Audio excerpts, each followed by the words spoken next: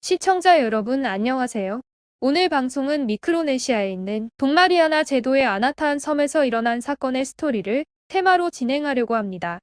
아나타한 섬은 면적이 32제곱킬로미터에 불과한 매우 작은 섬인데 이곳에서 여자 1명과 31명의 남자들이 7년간 살았던 사건으로 당시 이 31명의 남자들이 딱 1명인 여자를 놓고 갈등이 생기며 의문의 살인 등 여러가지 사건과 사고가 생기게 되죠.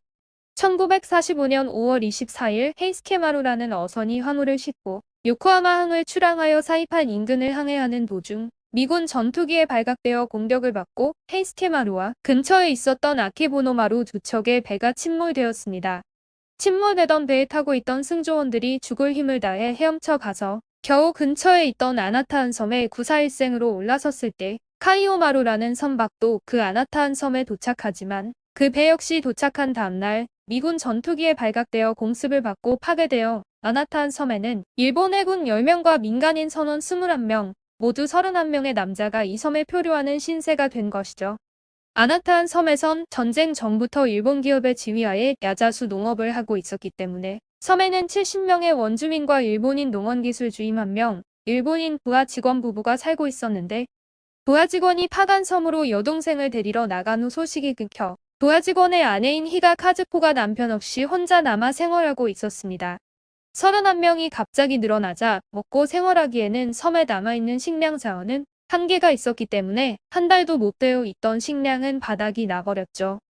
식량이 바닥나자 살기 위해 남자들은 그룹을 나눠 농사를 짓기 시작했고 다른 그룹은 사냥도 하며 지내던 어느 날 폭풍우가 몰아치는 가운데 한 명이 행방불명되었으며 7월부터 이 섬에 미군의 극심한 공습이 시작되면서 섬에 살던 원주민들은 상륙한 미 해군들이 데리고 가거나 스스로 탈출해버려 결국 섬에는 일본인들만 남게 됩니다. 전쟁이 끝난 후 9월에는 일본이 항복했기 때문에 섬에 있던 일본인들도 미 해군 함정에 승선하라고 했지만 아무도 이 말을 믿지 않고 계속 섬에 남아있게 됩니다.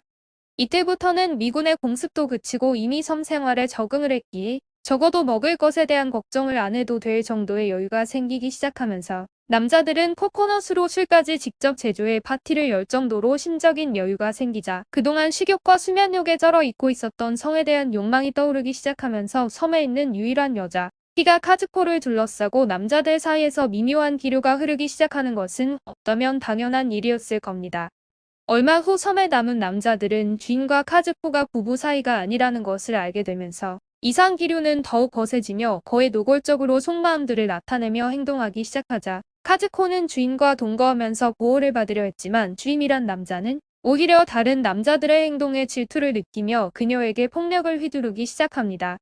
일본 남자들이 이 섬에 들어온 다음에 헤이스케마루의 선장이 피로로 급사하면서 섬에는 30명의 남자와 1명의 여자만이 남게 되었는데 그해 여름 남자들이 아나타한 섬에 추락한 미군 폭격기 B-29의 잔해를 발견했고 누군가 비행기 동체를 잘라내어 칼을 만들었으며 또 다른 2명의 남자들은 폭격기 잔해 속에서 권총 3정과 탄약 70발을 발견하게 되죠. 입고 있던 성욕이 차오르는 남자들에게 무기가 생기자 집단 내에서 불길한 사건들이 시작되었는데 가장 먼저 벌어진 사건은 권총과 실탄을 갖게 된 2명의 남자 중 1명과 사이가 좋지 않았던 남자 1명이 의문의 사망을 하게 된 것이고 이후 이 집단의 상황이 묘하게 꼬이며 질투에 몸부림치던 주인과 권총을 가진 2명이 카즈코와 함께 동거를 시작하게 됩니다. 그들이 동거를 시작하면서 집단 내에서 사건이 빠른 속도로 연이어 발생하게 되는데 동거를 시작한 다음 해인 1947년 가을 총을 가진 2명 중 1명의 남자가 다른 1명을 사살해버렸고 주임은 도망쳐버려 결국 총을 가진 1명의 남자가 카즈코를 차지했지만 얼마 지나지 않아 이 남자 역시 어디론가 사라져버리는 일이 발생하죠. 총기를 가진 2명이 모두 사망한 반년 후 그녀의 상사로 처음 동거를 했던 주임 역시 원인 모를 사망을 하게 되자 남아있는 남자들 사이에서 권총을 가진 자가 카즈코를 얻을 수 있다라는 기류가 팽배해지기 시작합니다. 이런 기류 속에서 카이오마루란 갑판장 역시 절벽에서 추락해서 사망하였고 또 다른 갑판장은 식중독에 걸려 죽었으며 나중에 권총을 소유하게 된 남자도 원인을 알 수 없지만 익사한 시체로 발견되는데 이 사망 사건들 중 어느 것이 사고이며 또 어느 죽음이 살인인지는 전혀 밝혀지지 않았죠. 카즈코라는 한 여자를 놓고 계속해서 그녀를 차지하기 위해 공동체에서 다툼이 일어나 결국은 서로 죽고 죽이는 상황으로 발전하여 섬에 있던 남자들 중 13명이 사망하거나 실종되는 투쟁이 벌어졌으며 결과는 누구도 안전하지 않다는 결론을 모두가 인식하게 됩니다.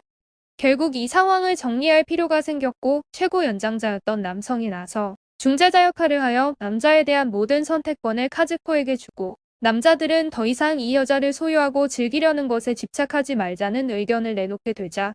생명의 위협을 느낀 카즈코는 서둘러 남자 한 명을 골라 결혼을 했고 남자들은 모두 합의하에 두 자루의 권총을 부수어 바다에 던져버립니다.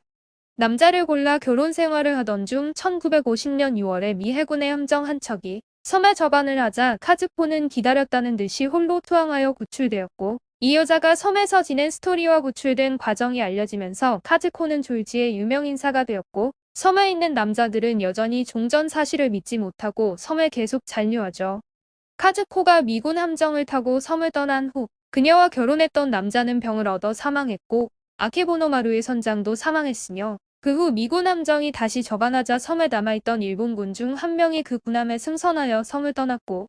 남은 20명의 남자들도 결국 모두 그 군함에 승선하게 되어 드디어 아나타한 섬에서의 험난하고 지긋지긋한 생활은 막을 내리게 됩니다. 미 해군 함정을 타고 가장 먼저 섬을 탈출했던 히가 카즈코는 일본 사회로 돌아간 다음 또다시 재혼하여 22년간 조용한 생활을 하다가 1972년 50세가 되었을 때 뇌종양으로 사망했다고 알려졌으며 후에 미군에 투항하여 그들의 배를 타고 섬을 나온 남자들의 인생 또한 키즈코에 못지않게 파란만장하고 험난했다고 해요. 오늘 방송은 여기까지이며 구독과 좋아요를 꼭 눌러주실 것을 부탁드립니다. 시청해주셔서 감사합니다.